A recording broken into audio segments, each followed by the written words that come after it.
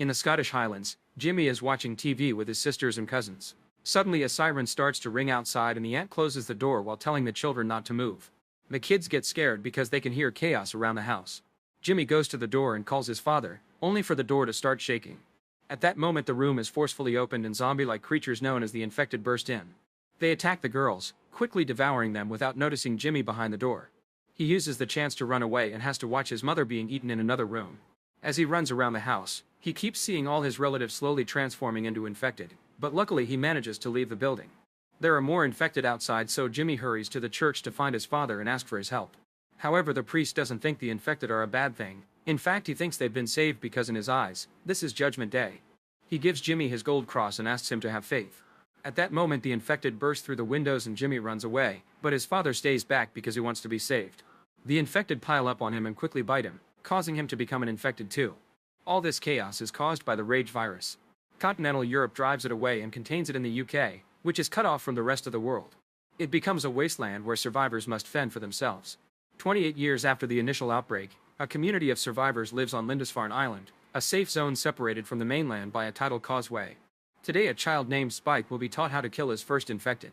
His father Jamie prepares breakfast but interrupts it when he hears his sick wife Isla falling in the bedroom.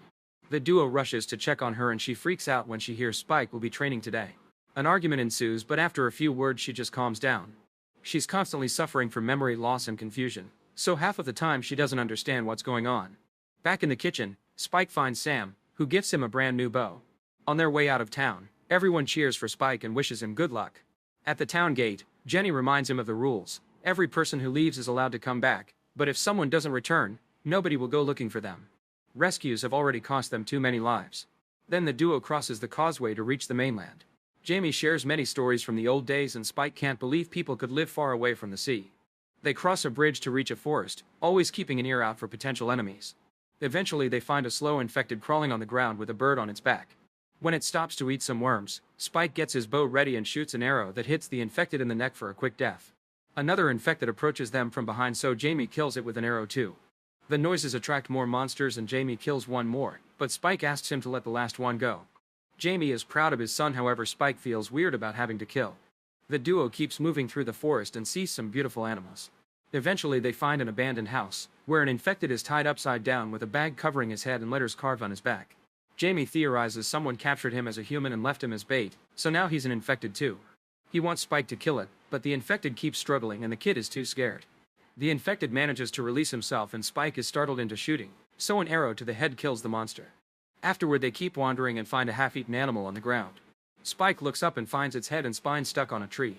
For the first time today Jamie worries because this could have only been done by an alpha infected. He makes his son move faster and not make any sounds as they keep going. When they reach an open field, they find a horde of infected and their alpha leader, so the duo rushes back to the forest as a chase ensues. The danger doesn't stop Jamie from still training Spike, telling him how to shoot on the move and go for the killing blows, which are the heart and the head. They go back to the abandoned house, shooting every infected that follows them while looking for a safe place to hide.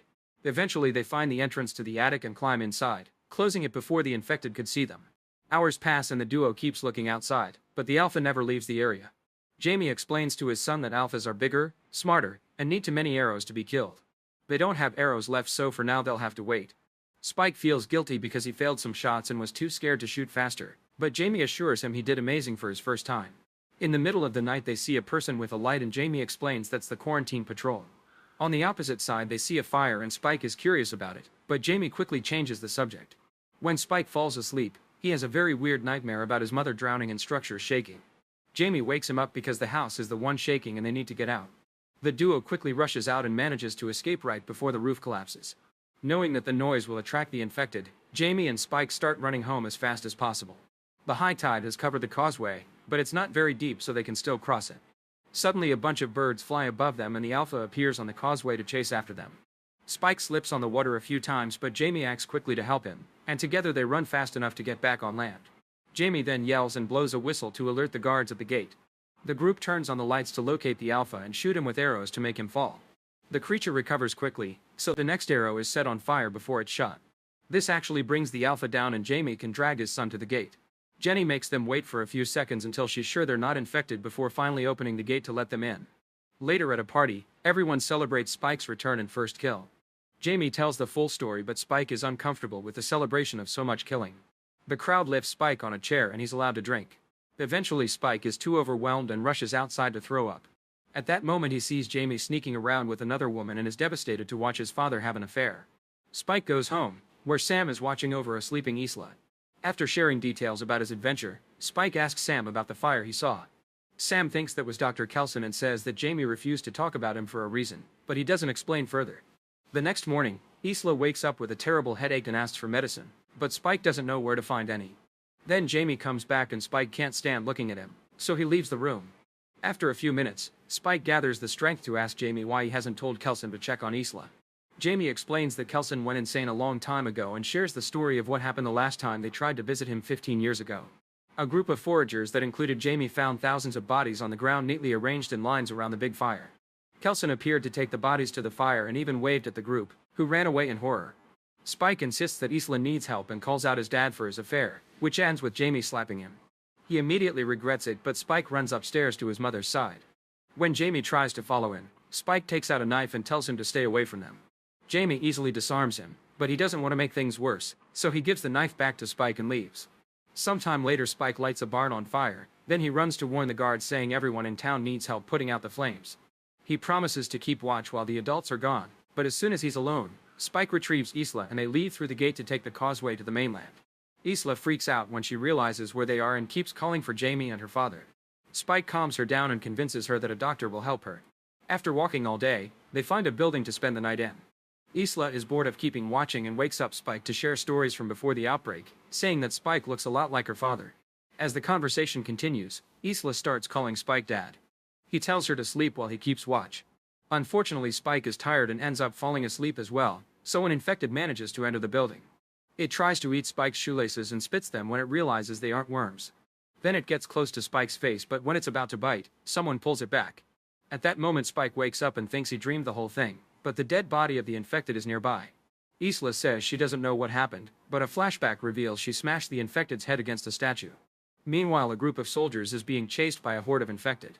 They try to shoot as many creatures as possible, but many of the soldiers are wounded and they don't have many bullets left.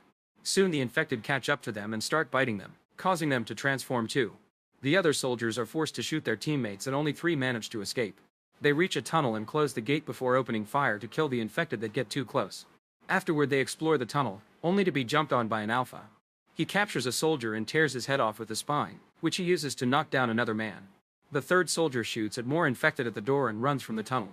Back to Isla and Spike, they continue to travel while dealing with Isla's delusions. When they find an old statue, she talks to Spike for a while thinking he's her father. Her nose starts bleeding and the smell attracts an infected, but Spike quickly kills it with an arrow. Some of its blood drops on Isla's forehead, so Spike rushes to clean it before she can touch it. Soon more infected arrive and the duo runs as fast as possible, with Spike shooting arrows whenever an enemy gets too close. Eventually they make it to a gas station and struggle with the door until they manage to get inside. The room is filled with fumes that make it hard to breathe. The infected follow them inside and the duo has to keep running. Spike grabs some objects and throws them at the creatures to slow them down. There are too many monsters and they surround them at a dead end, but at that moment a ceiling hatch opens and Soldier Eric tells the duo to hide. Then he opens fire at the infected, and the contact with the fumes causes a big explosion. The flames burn all the creatures, who desperately try to escape but fall dead before they can leave. Isla and Spike have hidden well and don't get hurt. As soon as there's an opening, they leave the building. While Isla throws up and deals with a headache, Eric approaches them to ask for guidance and freaks out when Spike has no answer to give him. In the end, Eric decides to go with them and even volunteers to carry Isla while they travel. After a few hours, they stop to take a break and eat some apples. Eric tries his phone, but he has no signal and little battery life left. Spike never saw a phone before, so Eric teaches him how it works and shows him a picture of his girlfriend. Since Spike never saw plastic surgery either, he thinks the woman looks weird. At that moment the battery runs out and Eric throws the phone away. Then the group gets going and Isla leaves the guys behind when she hears a noise. She follows it to an abandoned train full of rats, and inside she's shocked to find a pregnant infected woman. At first the infected is aggressive, but Isla shows that she means no harm and helps her give birth. When the boys arrive, Isla makes Spike cut the cord and cleans the baby with water. When the infected roars and moves forward, Eric immediately shoots her dead. Eric wants to kill the baby too, however Spike and Isla have taken a closer look and concluded the child is human. When Eric is about to shoot anyway, an infected hand reaches through the ceiling and pulls him out. Then the infected jumps inside, revealing that he's an alpha and that he has Eric's head. When he notices the dead infected, he gets furious and starts chasing after the humans. As they run, Spike keeps shooting arrows, which don't cause much damage but at least slow the Alpha down. Soon Spike, Isla, and the baby manage to get off the train and the Alpha does the same to continue the chase. However, Dr. Kelson arrives and knocks him out with a sedative dart. Afterward, Kelson introduces himself, explaining he keeps his body covered in iodine because it protects him from the virus. He takes Eric's head as he calls the Alpha Samson, and says he's lived in the area for 3 years, but usually Kelson keeps his distance. Spike asks the doctor to help his mom and Kelson agrees to take them to his bone temple, which is a shrine-like place that he's created to remember the dead. Thousands of bones have been tied into pillars and skulls have been piled to make a tower. Kelson has used both humans and infected because he thinks they're very similar. Eric's head is thrown in the fire and once all the flesh has been burned off, Kelson washes the skull and asks Spike to add it to the tower. Afterward, Kelson hears the story of the baby and concludes the placenta protected her from the infection. He runs a variety of tests on Isla and determines that she has terminal cancer. While Isla cries, Spike freaks out because he doesn't understand that he can't just steal some medicine to cure her. Isla comforts her son and admits she had been suspicious of cancer for a while, but she hadn't been sure. Keeping Spike's eyes away, Isla makes a gesture for Kelson to show her consent for mercy. Kelson teaches him about the concepts of memento mori and memento amoris, which means everyone must remember to die in love at the right time. Isla puts the baby in Spike's arms before following Kelson to the forest where he puts her out of her misery. Spike thinks about all the happy memories with his mother until Kelson comes back with Isla's clean skull. After handing the baby to the doctor, Spike climbs up the tower and puts Isla's skull at the very top as the sun rises. In the morning, Samson appears running on the field, so Kelson pushes the kids into a secret pit he's built for protection. Samson finds them and roars at them as he tries to remove the lid, but he can't and gives up. The group thinks they're safe, however Samson comes back by breaking through the wood and grabs Kelson, shaking him around before starting to choke him. Spike gets one of the doctor's sedative needles and injects Samson's arm, which instantly puts him to sleep and saves Kelson. Afterward, Spike makes his way back to town with the baby in a basket. He names her Isla and leaves her with a note outside the gate for Jenny to find. The note is taken to Jamie, who reads it to learn that Spike is gone and doesn't want to be found.